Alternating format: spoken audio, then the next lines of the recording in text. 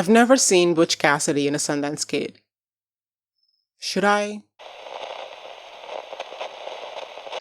Hello everyone, welcome back to the channel of Delusional Theories, where today, my name is Joe, by the way, my name is Joe, J-O, J-J-J-O.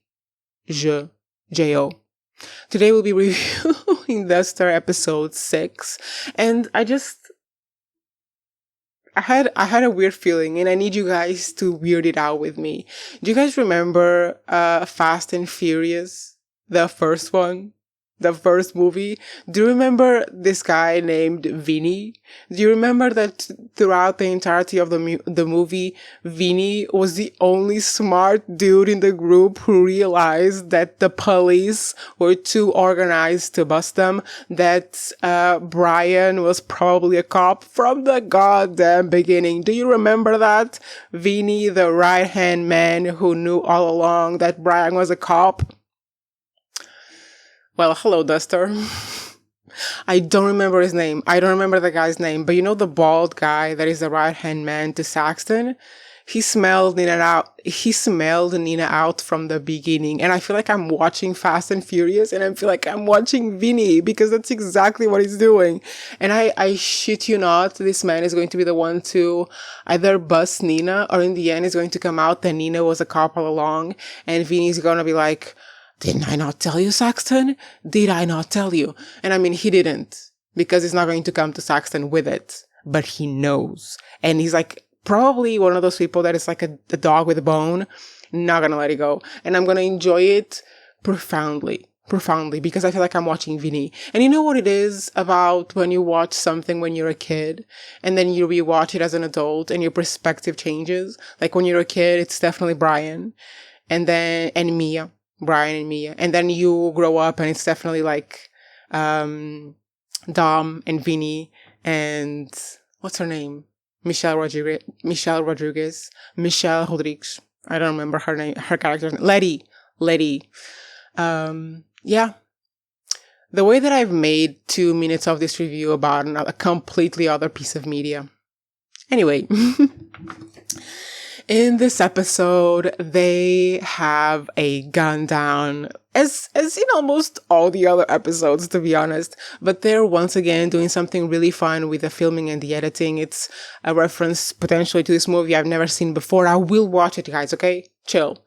And they go to do the goddamn Russian deal, and the Pulp Fiction of it all, okay? The Pulp Fiction of it all. They go to the goddamn Russian deal, and we see the briefcase, and we don't see what's inside the briefcase, and the only thing that was missing from the briefcase was the goddamn yellow glow, golden glow of the soul of the devil, or whatever the hell it was in the goddamn briefcase in Pulp Fiction.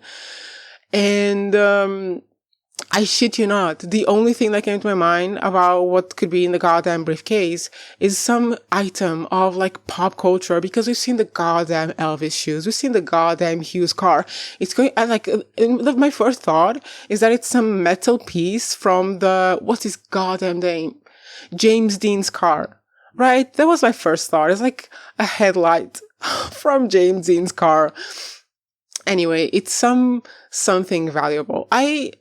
I think it's gonna be some artifact from pop culture, somewhere in America, whatever. We don't see what it is. It's a big mystery. Nina even peeks a little bit, and in the end, the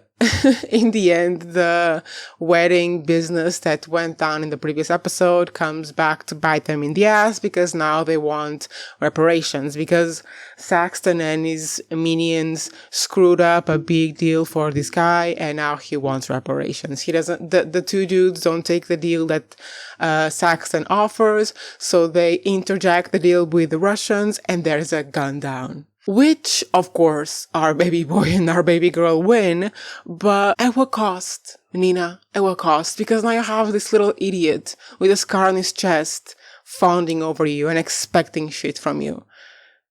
I mean, if push comes to shove, punch him in the nuts. and run. But anyway, the Russian deal went through because our baby boy is so cool and can swivel his way out of anything. Like, this is what I was saying last review with the character building for, I forgot his goddamn name, Jimmy. I'm gonna call him Jimmy. He can like work his way out of anything. He can be in the most horrendous scenario, and we see it twice. We see him working his way out of something via words, via his persuasion, and then we see it via gunning, via his skills with the gun.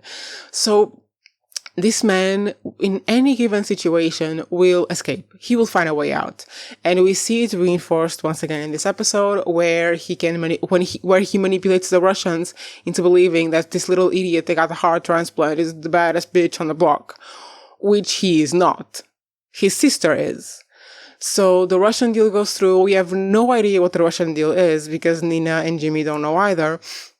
But things go through. And then they have the showdown, they win, and the idiot Saxton gets Vinny off of Nina's back and everything is okay.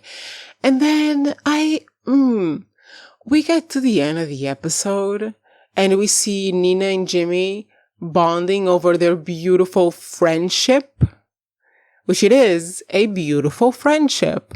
And I don't want to see anything else but a beautiful friendship. What are you doing to me, Duster? This man is like 60 years old. She's like 24 at most. Okay, he's not 60. He's probably like 45. But I don't want to see this. I don't care that it is the 70s. I don't want to see this. TV show, fictional TV show. If you can make one choice, you can make another. They have a beautiful friendship, a beautiful partnership, to bring down the Xavier network. Oh, and we hear about Xavier again, you guys, because both the Russian dude and Saxton know about Xavier. They know, am I wrong in assuming? Because I think the gift came, or the briefcase, whatever, came from Xavier, right? Who the hell is this Xavier? Is Xavier the dude that runs like a dark network to contraband pop culture artifacts? No, that would be too silly. But it makes sense that the Russian dude, being such another powerful mobster, would know Xavier if Xavier is like a dark network of, police force and politicians and like people in charge of the country that deal with the gangsters to, profit, for everyone to make money.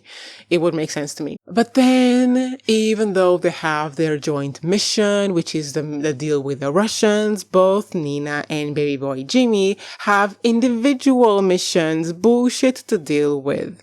Why is Nina is dealing with racism and misogyny at work, 2 in 1. And this asshole in the office that I think is in the Xavier's network and is the one who is like spitting shit to him. He goes through Nina's desk, goes through her calls, and then follows her to the deal. Like he could have busted her and almost did. Nina is smart as fuck, so she gets away with it, but he could have busted her. And the way that he just uses his male white power to be like, I don't trust you. And I'm only gonna leave here if you tell me what the hell you're doing. And it's like, baby boy, we both know you don't want to know what she's doing because you're worried that she's not doing a good job. We both know that you want to know what she's doing so you can go snitch to Xavier, asshole. So this is what she has to deal with. And in the end, she comes up with the most brilliant story of like being abused and him being her ex-partner and being a cop, so no one believes her. And it was smart of her because baby boy idiot Saxton is kind of infatuated with her. So it was smart of her because then he wants to protect her, to woo her. Smart. Okay, I think the tripod is okay now. Jesus, I need new equipment. And Jimmy, on his hand, is dealing with, he's not dealing with it yet, but he will start very soon to be dealing with the goddamn trucker protests.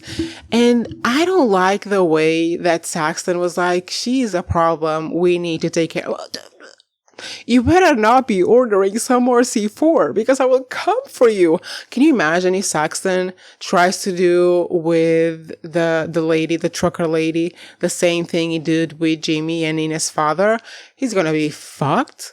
He's gonna be fucked because then it will be evidence that he was also behind those two other deaths, and they're gonna come for him, and they're gonna come for his network, and potentially gonna come for Xavier. Actually, that would be fun. But I don't want Nina to have to die for that. And I mean, if she dies, no one is going to investigate her case like she would. So everything is going to be buried. No, she's not dying. She's the main character of the show. She's not dying. But yeah, that's what Jimmy has to deal with. And it's going to come up in the next episode because apparently Saxton doesn't like the attention that the lady trucker is bringing to the trucking business. And I don't know anything about it, but I'm gonna take a wild guess that he uses the trucks to smuggle drugs and like contraband. So he probably doesn't want any media attention on it, because if they start investigating the inequalities that women face, maybe they will start investigating other issues in the trucking business. Why does my phone keep dropping? Anyway, this is my review for Duster. I was about to, slap my leg, but I realized that I'm wearing shorts and it'll make a lot of noise. Anyway, I hope you enjoyed the episode and I hope you enjoyed the review. I will be back here next week, and I need to stop doing this. In my head, I think that I'm like filming just for myself and that no one will see this apart from me. And then other people see it and I'm like, oh my God, I need to stop doing those things. But then I never do. Anyway, I will see you here, I think maybe either today or tomorrow with my review of We Were Liars, because it's coming. And if you are an audience member for Duster, you maybe are not an audience member for We Were Liars, but if you have that complexity in your soul, same. And see you soon. Bye.